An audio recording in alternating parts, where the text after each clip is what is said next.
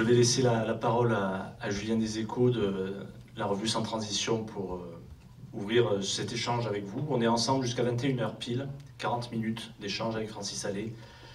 Et je laisse Julien ouvrir cette soirée d'animation et de débat entre nous. Quel film! On a hâte de savoir si le botaniste va exister, même s'il existe déjà et qu'il est avec nous. Et merci Francis de nous faire cet immense honneur de ce temps d'échange participatif pour le lancement du film. Alors, je vais vous présenter très brièvement, on a entendu beaucoup de choses sur vous, bien sûr, pendant le film avec Luc Moresco. Vous êtes docteur en biologie, diplômé de la Sorbonne, vous êtes spécialiste des forêts primaires et des forêts tropicales, ainsi que de l'architecture des plantes. Alors, on a parlé du rhododécime dans le film, donc je ne vais pas y revenir, mais c'est ce qui vous a notamment fait connaître un petit peu déjà du grand public, même si, bien sûr, ça continue avec ce film. Parmi les nombreux ouvrages que vous avez écrits, citons bien sûr le rhododécime en 2000, mais Plaidoyer pour l'arbre en 2005, ou encore le dernier, cette année, dernière en date, chez Actes Sud également, pour une forêt primaire en Europe de l'Ouest. Voilà. Cette présentation succincte étant faite, une première question, déjà, évidente. Qu'est-ce que vous avez bien sûr pensé de ce film? Il a été fait avec vous. On vous voit à plusieurs reprises. Vous êtes le fil rouge de ce tapis rouge. Qu'est-ce que vous avez pensé de ce film, Francis? Je voudrais d'abord remercier Luc Moresco. Ça ne m'était jamais arrivé que quelqu'un du cinéma, comme ça, prenne en amitié la forêt tropicale et cherche à la sauver. Ça, je trouve ça superbe. C'est un beau cadeau. Maintenant, attendez, parce que moi, je les connais, les coupeurs de bois dans les tropiques. Et je peux vous dire un truc, c'est que les films, ils s'en foutent totalement.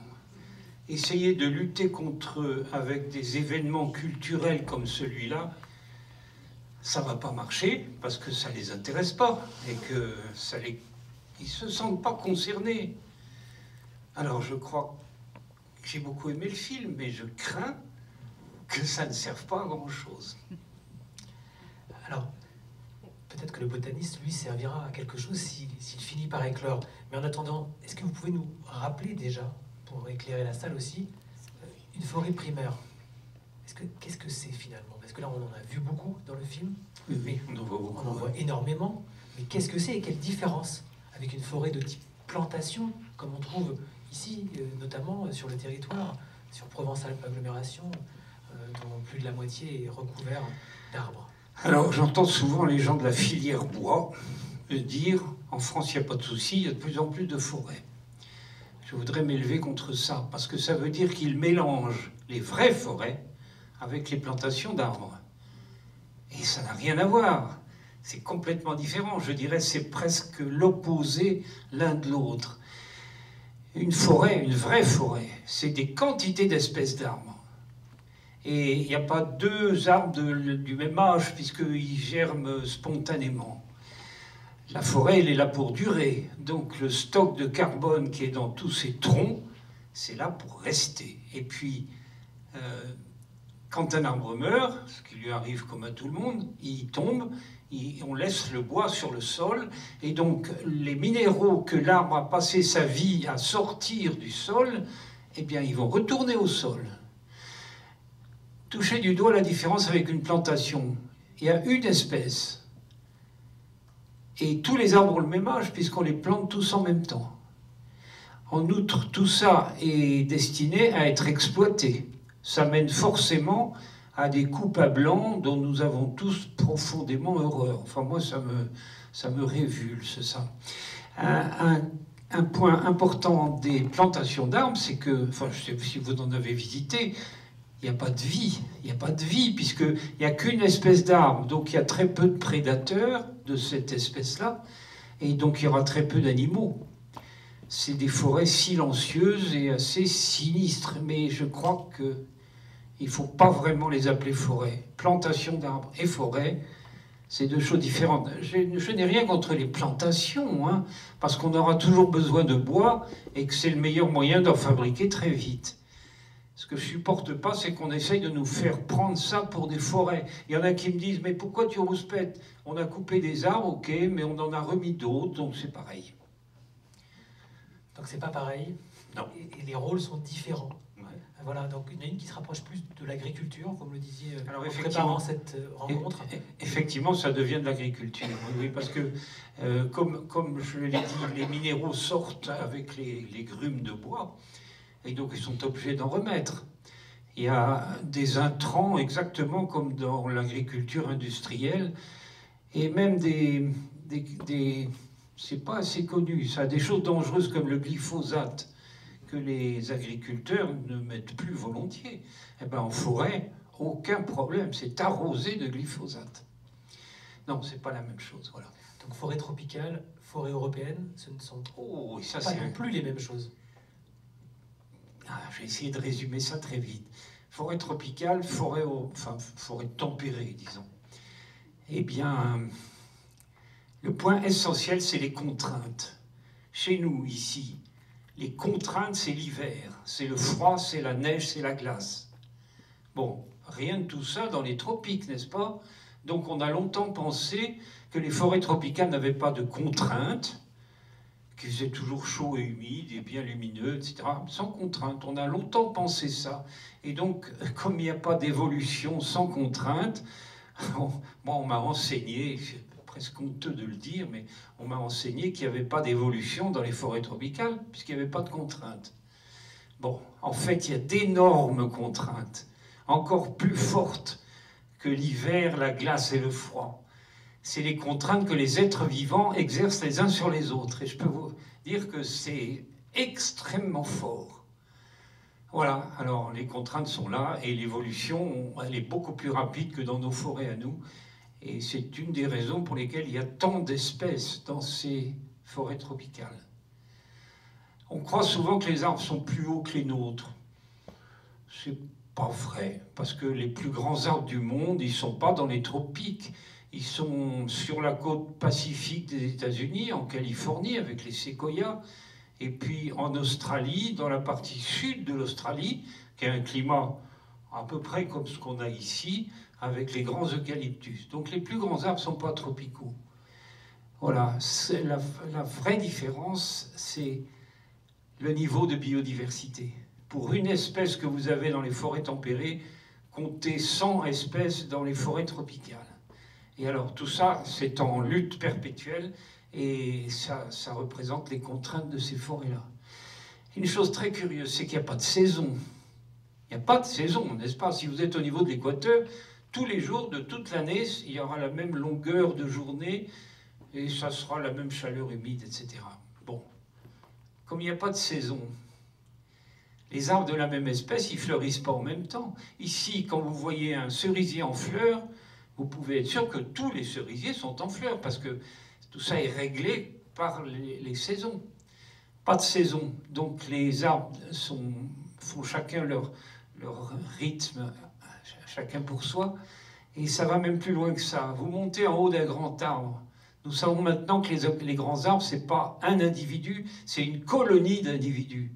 Eh bien, il n'y a pas de synchronisation entre les éléments de cette colonie, c'est-à-dire qu'en haut d'un grand arbre, vous avez une branche couverte de feuilles, une branche qui n'a pas de feuilles, une branche qui est en fleurs, une branche qui est en fruits, et une branche qui est en train de mettre en place ses nouvelles feuilles. C'est-à-dire vous avez nos 4 saisons en haut du même arbre. C'est quelque chose de très curieux. Si vous ne les connaissez pas, dépêchez-vous d'aller voir ces forêts-là. Vous reviendrez éblouis. Enfin, je l'espère. L'éblouissement, c'est ce qui a motivé votre combat, forcément, pour préserver ces forêts face à cette déforestation dont on parle bien sûr dans ce film, mais on voit bien qu'elle est galopante aujourd'hui à l'échelle planétaire. C'est pire que jamais. C'est pire que jamais. Alors peut-être quelques chiffres là-dessus Non, les chiffres... c'est très difficile d'avoir des chiffres précis au niveau global. En tout cas, ça s'intensifie. En tout cas, ça s'intensifie. C'est de pire en pire. Depuis le gouvernement de Bolsonaro au Brésil et les grands feux en Australie, non, en ce moment, c'est... Alors des feux partout. Comment on peut enrayer, alors faire un film, c'était une idée, mais comment on peut enrayer cette déforestation? On voit le lien aujourd'hui... Si on le savait, on l'aurait fait depuis longtemps. Alors qu'est-ce qu'on fait? Non, mais c'est un problème énorme. Ça suppose un changement de société. Voilà. Alors, je ne sais pas si je peux proposer ça comme une solution, mais j'en vois pas d'autre. Il faudrait qu'on arrête de consommer comme on le fait, notamment les carburants fossiles qui nous inondent de gaz carbonique. Vous avez lu le récent ouvrage de Marie-Monique Robin, j'imagine, La fabrique des pandémies. Excellent ouvrage. Oui, elle démontre que c'est très mauvais pour la santé de détruire les forêts primaires et de les changer en forêts secondaires. Elle a parfaitement raison, Marie-Monique Robin, c'est vrai ça. Alors j'imagine que cette information-là, vous en doutiez, mais ça pas du tout. Non, même vous, non, voilà, vous l'avez. Comment vous l'avez accueilli cette Ah non, moi j'ai adoré ce livre et je ne peux pas dire que l'idée m'est parue nouvelle parce que tous ceux qui fréquentent ces forêts savent bien que si on les détruit, on détruit les arbres, les animaux se retrouvent tout seuls et ils se retrouvent au contact de nos animaux à nous, nos animaux domestiques. Et donc il y a des échanges de pathogènes et ensuite ça passe à l'être humain. C'est tellement direct et tellement évident. Pour ceux qui n'ont pas lu le livre ou qui vont bientôt peut-être voir le film, il y a eu 60 entretiens avec des spécialistes partout dans le monde de l'épidémiologie, des épidémiologistes donc, qui nous expliquent le lien entre la déforestation et les pandémies que nous vivons, dont celle du notamment coronavirus, bien sûr. Voilà, donc des liaisons dangereuses et le sida notamment est cité dans cet ouvrage. Voilà.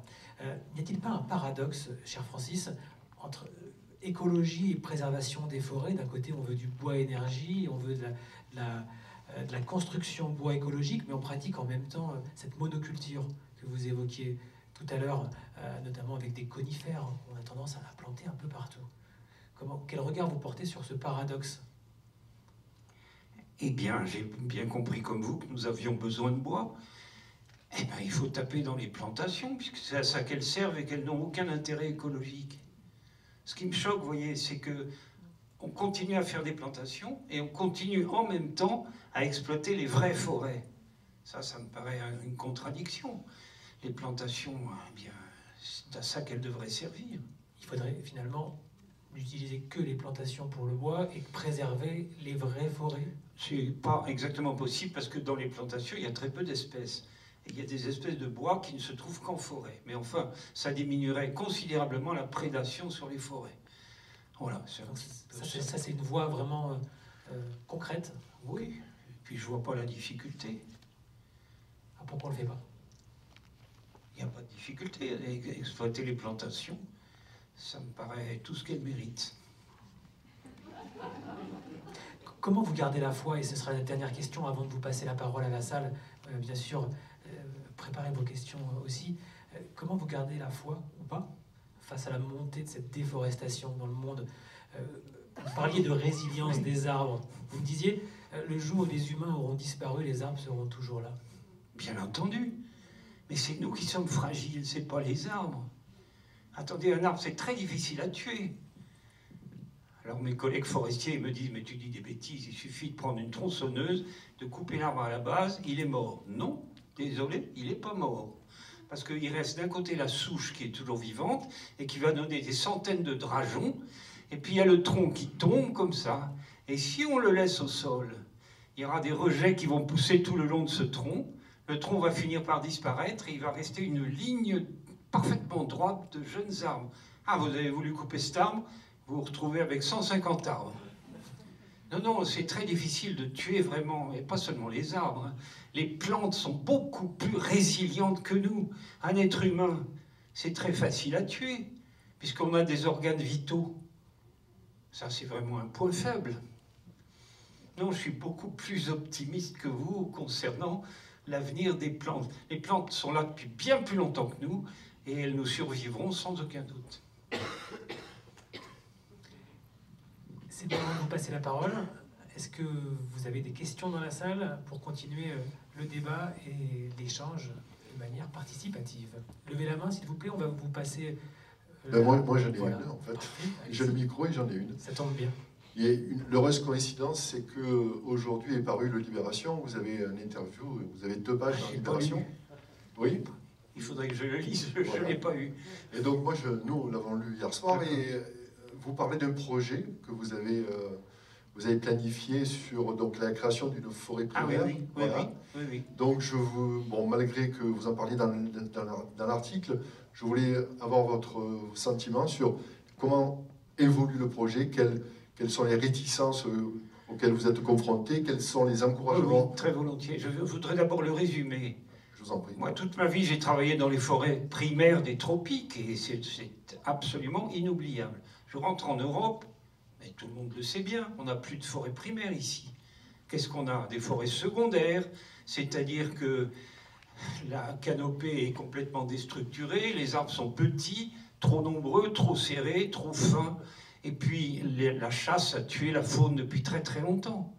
Nous n'avons plus de forêts primaires en Europe, à la seule exception d'une magnifique forêt primaire en Pologne, à la limite de la Pologne et de la Biélorussie, s'appelle Białowieża. Ça, si vous avez l'occasion, il faut se dépêcher d'aller la voir parce qu'elle est terriblement menacée par le gouvernement d'Andrzej Duda, qui est un petit peu le Bolsonaro des pays tempérés.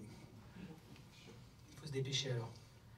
On va vite prendre un billet d'avion. Donc je me dis, pourquoi c'est pas juste qu'on n'ait pas de forêt primaire alors que des grands pays de la même latitude comme les États-Unis, la Russie, le Canada, la Chine, le Japon, l'Australie, la Nouvelle-Zélande, ils ont gardé des forêts primaires et ils sont terriblement contents de l'avoir fait parce que c'est d'une grande beauté et d'un très grand intérêt. Qu'est-ce qui nous empêche d'en faire une? C'est pas très compliqué, ne rien faire. Ça a l'air idiot, mais c'est peut-être ça le plus compliqué. Il y a des corps de métier, je citerai volontiers les forestiers notamment, pour qui ne rien faire en forêt, c'est horrible, c'est une démission, c'est un abandon. Et le résultat, je l'ai vu décrire par des collègues forestiers, ils m'ont dit la forêt primaire c'est un bordel infâme, texto. Alors j'en déduis qu'ils n'en ont jamais vu. Alors c'est pas très compliqué donc, puisqu'il faut juste trouver un secteur forestier un peu âgé, ça ira plus vite si on ne part pas de zéro. Et on ne retire rien, surtout pas le bois mort. Le bois mort au sol, c'est d'une extrême importance parce que c'est le point de départ des chaînes alimentaires qui mènent à toute la faune, y compris la grande faune. Donc on ne prélève rien, on n'introduit rien, pas question de planter quoi que ce soit, parce que si on plante, eh ben on risque de se tromper d'endroit et d'espèces, alors que si vous avez un peu flâné dans ces coins-là, la forêt sait très très bien ce qu'elle a à faire, elle est beaucoup plus compétente que nous. Les graines arrivent en pagaille dès le début, amenées par le vent et amenées par les oiseaux. Et il y en a beaucoup trop des graines, il y a un choix énorme. Et donc ça se passe très bien tout seul, on va les laisser faire. Donc c'est pas une question d'argent. Bon, j'exagère un peu parce qu'il va falloir des gardes et il va falloir des surveillances contre le feu. Le feu nous inquiète beaucoup, voilà. Enfin c'est parti, il y a une association qui marche bien, qui a déjà un peu plus de 3000 personnes. Et supposez qu'il y ait dans la salle quelqu'un qui veuille bien nous aider, j'ai un message, il faut adhérer à cette association. Parce que quand il s'agira on a déjà affronté la communauté européenne, qui est tout à fait en notre faveur. Mais quand il s'agira d'affronter la politique nationale, bon, si on est 300, ça ne marchera pas. Si on est 3000, ça commence. Si on est 30 000, alors là, ils sont obligés de dire oui. Vous avez compris, il faut adhérer à l'association. Et comment ça vous est venu cette idée un matin? Vous vous êtes dit... Allez... Non, mais c'est en revenant des tropiques. J'étais habitué aux belles forêts primaires. Alors, je ne veux pas dire du mal de nos petites forêts qu'on a en Europe, mais franchement, c'est 3 fois rien. Il y a une formule que j'aime beaucoup, qui n'est pas de moi, mais qui est d'un collègue américain, James Balog. La forêt primaire est à la forêt secondaire ce que le Grand Canyon du Colorado est à un égout. C'est clair, ça. Donc l'idée, c'est bien normal qu'elle soit venue. Il fallait le faire. Il y a une question là. Une autre question. Bonsoir, monsieur Allais. Je suis du département limitrophe au département du 04, donc des Alpes de Haute-Provence. Avez-vous entendu parler de la proposition qui a été faite de soumettre une forêt dite primaire, je me dis bien dite primaire entre guillemets, qui s'appelle le bois du Chapitre dans les Hautes-Alpes? Ça a été soumis au patrimoine mondial de l'humanité. Excusez-moi, ça me fait rire. Non, mais je vous pose la question. Oui, non, mais vous avez raison, mais quand je circule en France, il y a des tas de gens qui me disent « Mais on a une forêt primaire, nous !» Les Marseillais, par exemple, avec la Sainte-Baume. Ils me disent « Mais c'est primaire, ça !» Mais non, je suis désolé, c'est pas primaire du tout. Il n'y a pas de faune. Voilà, on a laissé détruire notre faune par la chasse, et donc, dès l'instant qu'il n'y a plus les animaux, ça n'est qu'une demi-forêt, c'est la partie végétale peut-être. Et encore que sans les animaux, elle n'est forcément pas très brillante. Il faut qu'il y ait les deux. Alors, je ne connais pas la forêt dont vous me parlez. Cette forêt se situe dans les Hautes-Alpes, c'est un domaine, donc il y a le bois du Chapitre avec d'autres forêts appelées le bois des Donnes. J'ai entendu parler, oui. Oui. Voilà, donc c'était proposé, je ne sais quelle institution mondiale pour ça passe au patrimoine mondial de l'humanité. Donc effectivement, c'est pas une forêt primaire, j'ai mis des guillemets. Hein, c'est une forêt secondaire qui a été recréée à la ancienne, oui, au 19e siècle. Donc avec une multitude d'essences. Et effectivement, c'est une forêt qui est quand même assez exceptionnelle au niveau de la diversité des essences. Et il est convenu depuis quand même pas mal d'années de laisser la forêt en l'état. Voilà. C'est-à-dire ce qu'on appelle maintenant en libre évolution. Voilà. Alors, c'est certainement très beau, je ne la connais pas, mais j'aimerais bien aller la voir. Simplement, ça n'est pas un endroit qui nous convienne parce qu'il faut que notre projet, il est transfrontalier. C'est une exigence européenne qu'il n'y ait pas seulement la France impliquée là-dedans, mais la France est un de ses pays voisins.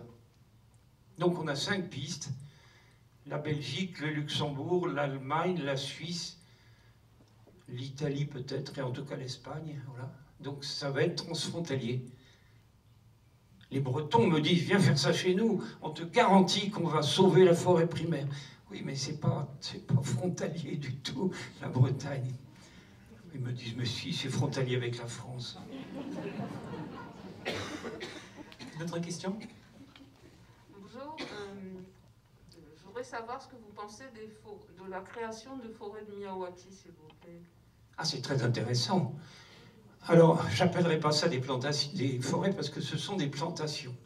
Mais quand une maison est détruite dans une ville, la remplacer par un petit boisement comme ça, au lieu de systématiquement remettre un immeuble dans le trou, ah ben moi je suis persuadé que les gens qui habitent dans le quartier, ils seront très très contents. Miyawaki a fait bien progresser le bien-être écologique dans nos villes.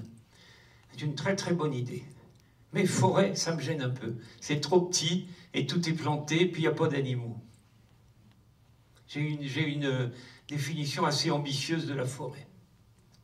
Une autre question? Oui. Que pensez-vous, en parlant de forêt primaire, des ripisylves, c'est-à-dire ces forêts riveraines qui poussent en bordure des cours d'eau?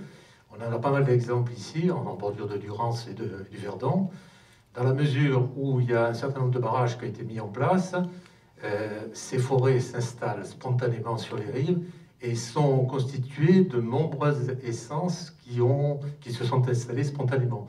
Ce sont des essences très variées, oui. Et on peut considérer que ce sont des forêts en libre évolution, sans aucune intervention de l'homme. Quel est votre avis à ce sujet? Mon avis, c'est qu'il n'y a pas la faune.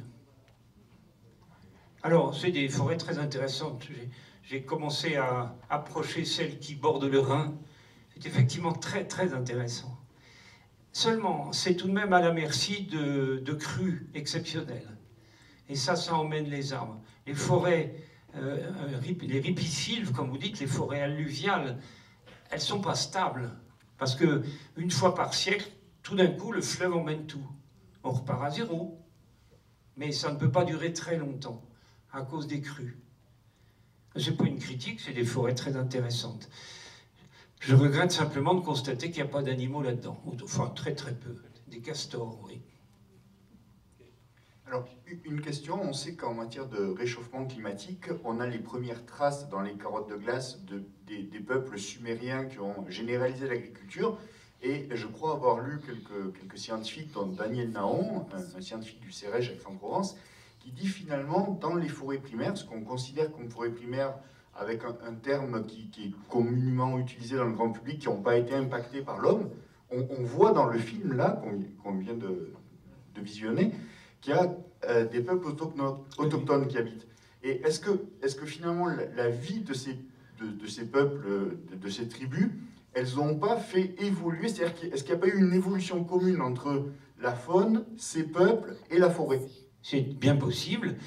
Dans toutes les forêts primaires tropicales que je visite, il y a des êtres humains, il y a des ethnies forestières, ils sont peu nombreux, et ils sont extraordinairement respectueux de leur forêt. C'est sûrement pas eux qui vont la dégrader. Maintenant, le fait de consommer, ils jettent les noyaux derrière eux quand ils mangent des fruits. Donc on voit bien que ça modifie la répartition des espèces dans la forêt. Oui, mais ils se considèrent eux-mêmes comme faisant partie de la faune. Hein. Donc il n'y a pas de raison de mettre une limite entre ce qui est naturel et ce qui ne l'est pas. Et plus grande admiration pour ces gens-là, encore qu'il y ait des crapules là-dedans, comme partout. Francis, une question. Hier, on avait Rob Hopkins qui est venu dialoguer à Digne, et on lui a posé la question de son rêve pour la biodiversité demain, et lui, il aimerait que la forêt revienne vraiment dans les villes, qu'on puisse faire des villes-forêts. Est-ce que ça, c'est un rêve que vous pourriez partager avec Rob Hopkins? Ah, mais c'est très intéressant parce que c'est pas fréquent, mais il y a quelques villes dans le monde qui sont extrêmement belles. Et quand on gratte un peu, on s'aperçoit qu'on les a construites exactement à l'inverse de ce qu'on a fait ici. C'est-à-dire qu'on a commencé par mettre une forêt. Et ensuite, là-dedans, on a mis les maisons. Tandis que chez nous, on met les maisons, puis quand il y a trop de monde, on se dit, tiens, ça serait peut-être le moment de faire des espaces verts. Alors les pauvres arbres, on les plante dans un mélange de tuyaux et de câbles et de gravats, et donc ils poussent mal. Ajoutons à ça les autos qui passent dessous, et les arbres en ville, ils vivent très peu de temps. Si on veut avoir l'inverse des arbres vraiment puissants, il faut commencer par eux. Et est-ce qu'il ne faut pas aussi former les architectes à cette architecture des plantes pour leur permettre davantage d'intégrer les spécificités physiques, chimiques des plantes dans les constructions? Si, mais ça avance assez bien. Hein. Une ville comme Santa Fe de Bogota, vous montez en haut d'un immeuble et vous vous apercevez que tous les sommets d'immeubles sont cultivés. Il y a une armée de jardiniers qui travaillent là-dessus tout le temps. C'est déjà fait. C'est plutôt que la France est un peu en retard dans ce domaine-là. Ouais. Est-ce que vous avez une autre question dans la salle pour terminer notre échange? Il nous reste 10 minutes maximum. Je voudrais savoir si vous pensez que ce serait bien que toutes les villes ou toutes les communautés de communes aient des gestionnaires de parcs arborés. Gestionnaires de parcs arborés.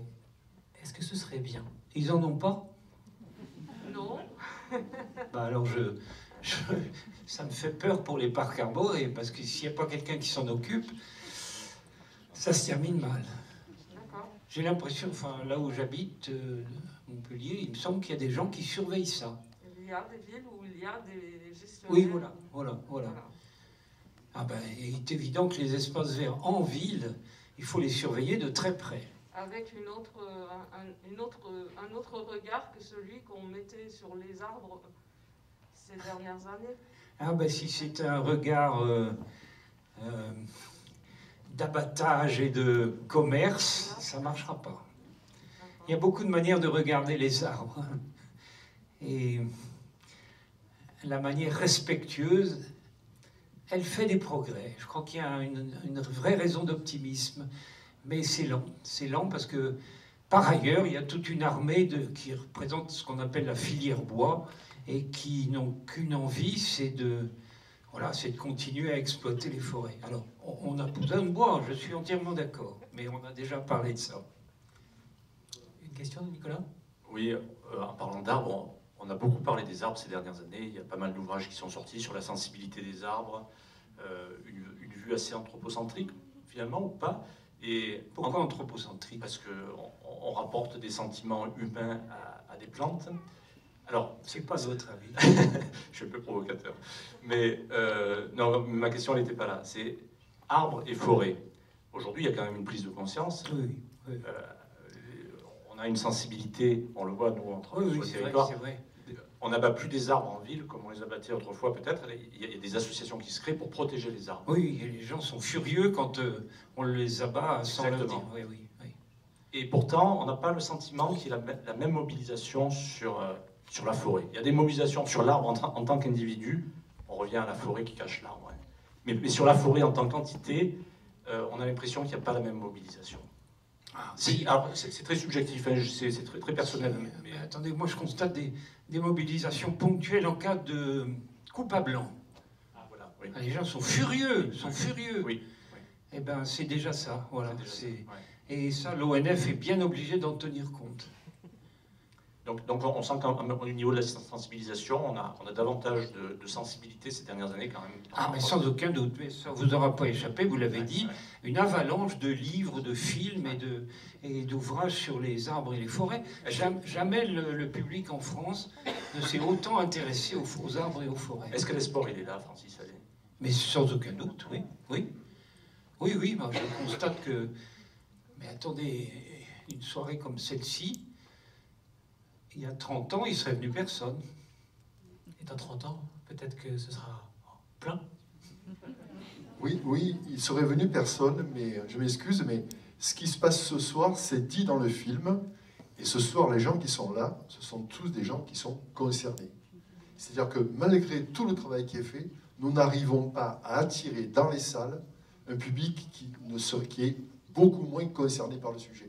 Tous les gens qui sont là sont déjà convaincus, ils sont venus vous voir parce que vous avez... Je sais. Voilà. Et donc la problématique, chaque fois qu'on fait une soirée comme ça, elle est là. Ne pas pouvoir attirer à nous les gens pour les motiver, pour les éclairer, vous voyez ce que je veux dire? Ah mais très bien, je veux vous dire, j'ai un rêve, moi, c'est d'avoir un auditoire de contradicteurs. Des abatteurs d'arbres, voilà, des gens de la filière bois. Alors, ça arrive qu'on les invite, mais ils ne viennent pas. On a essayé de montrer ça avec la télévision. Des gens importants dans ces travaux de foresterie destructrice, ils disent oui, je viens. Et puis le jour J, ils ne viennent pas. Bon. Je voudrais ajouter deux choses. Justement, qu'au XIXe siècle, on a abattu des forêts pour chasser les loups. Et puis aujourd'hui, on en est quasiment au même niveau, au même point.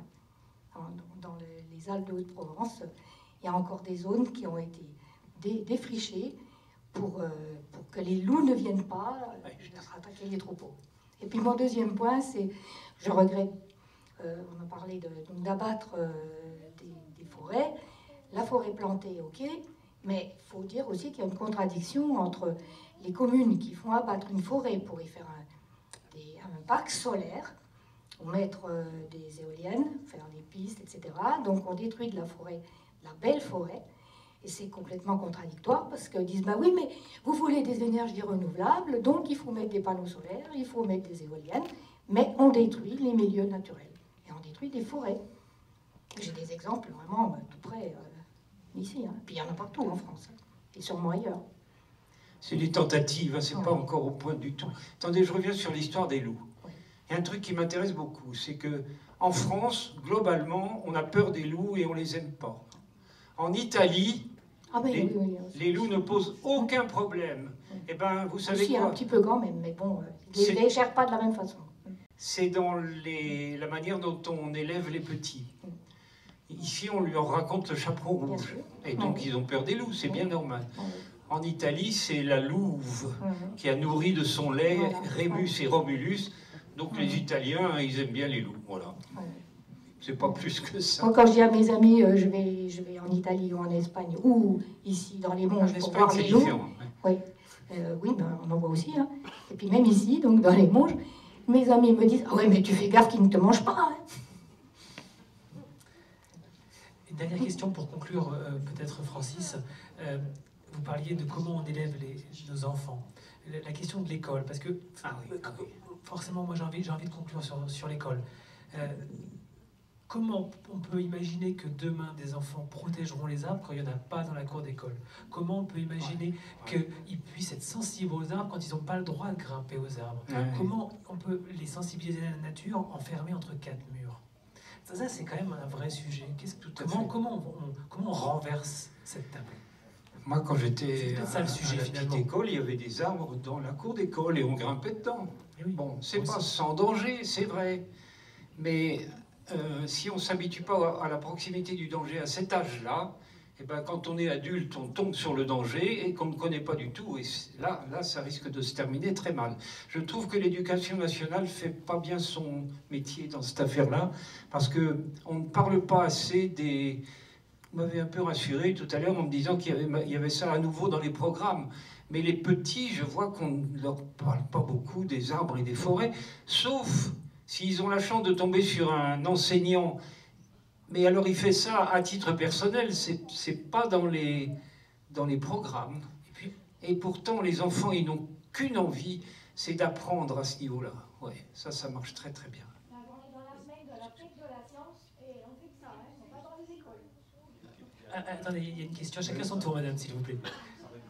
Oui, madame Cosseron. Oui, je voudrais juste apporter un témoignage là d'un programme qui vient d'être lancé par les communes forestières dans 1000 écoles, la forêt fait école, donc dans 1000 écoles en France.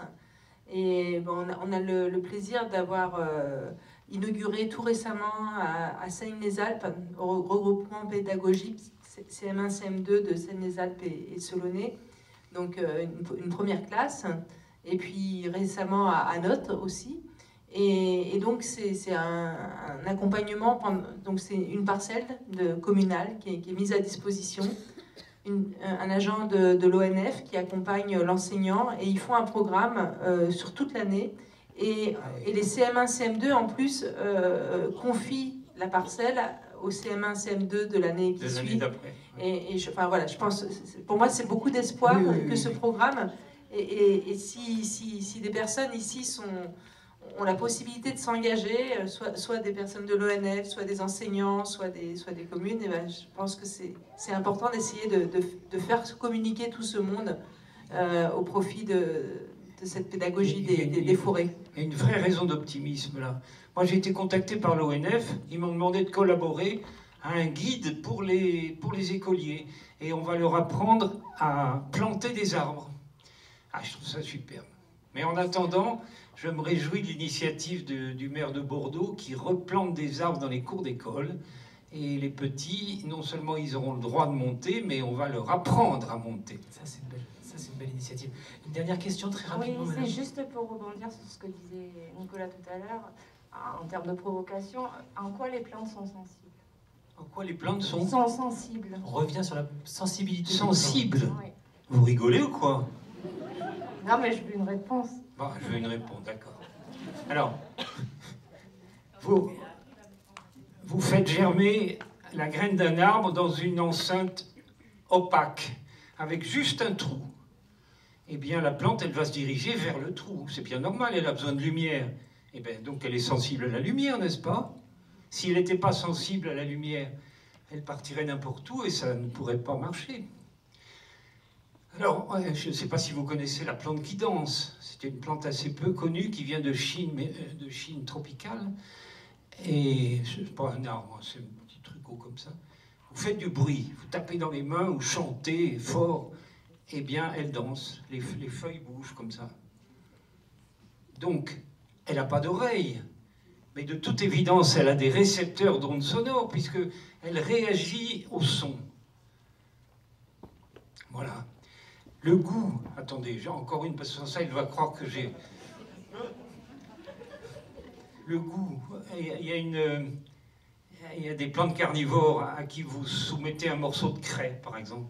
Elle se referme dessus, et puis comme ça ne l'intéresse pas, elle le relâche.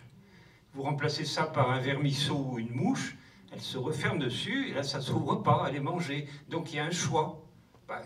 Quelle différence avec le goût? Dans le film aussi, j'explique la possibilité d'anticiper. Et il y a la mémoire. Enfin, mais tous les organes des sens de l'être humain, nous les retrouvons chez les plantes. et elles ont même des sensibilités que nous n'avons pas. Par exemple, nous, on est incapable de sentir l'arrivée d'un séisme. Alors, on est pris au dépourvu et ça fait des drames. Les plantes sont au courant. Ça a été très bien démontré par des Japonais. Ça ne vous étonnera pas que ce soit des Japonais qui travaillent là-dessus. Non, non, les sens, non pas d'organes des sens, mais les sens eux-mêmes, ils les ont. Et la stratégie pour avoir des fonctions sans avoir les organes, ça tient en un mot qui est vraiment magique, décentralisation. Voilà. Décentralisation, ce sera le mot de la fin, mais peut-être la question du sens aussi. L'essence, c'est peut-être ça finalement aussi, redonner du sens. Tout ça est décentralisé au niveau cellulaire. Et donc, le résultat, c'est qu'on peut prendre une cellule d'une plante, une cellule vivante, on la cultive sur un milieu de culture adéquat, et ben ça va redonner spontanément la plante entière. Ce qui prouve que dans cette cellule que vous avez prise au départ, il y avait tout ce qu'il fallait pour faire une plante. Faites ça avec des cellules vivantes de l'être humain ou d'animaux, non, ça va donner des cultures, définitivement des cultures, ça reste stable, mais il n'y aura jamais de retour à l'animal. Merci Francis. Excusez-moi, est-ce qu'on peut une toute petite dernière question? Non, on ne peut pas, mais en même temps, vous le faites. Allez-y. Merci. Bonsoir Monsieur Allais. Cet été, nous avons essayé de découvrir au nord de Dijon le parc national de forêt de France, et j'ai été très surpris d'apprendre que sur les 70 000 hectares, il y avait une toute petite parcelle qui était laissée en libre évolution, et que partout on pouvait chasser à court, voire recouper des arbres, que c'était tout à fait normal. Alors ma question est toute simple, comment s'appelle votre association pour la protection que nous adhérions tous? C'est gentil, vous tapez forêt primaire, ça va venir, forêt primaire en un seul mot et au singulier, et je vous garantis que tout va venir, avec l'adresse et... Alors, si vous voulez vous investir au niveau de 8 €, vous avez le petit bouquin dont on a parlé, qui est dans les bonnes librairies. Ça vient de sortir chez Actes Sud. D'ailleurs, à la librairie, il y a des dédicaces. Juste après. Oui, vous avez une séance de dédicaces. C'est pour ça qu'il nous attend. Là. Donc voilà, ça c'est tout le projet. Dès le départ, c'est dans un petit bouquin. Voilà, vous avez bien fait de poser votre dernière question. Ouais. Merci beaucoup. Julien, on est obligé de clore. Bien sûr. Merci infiniment.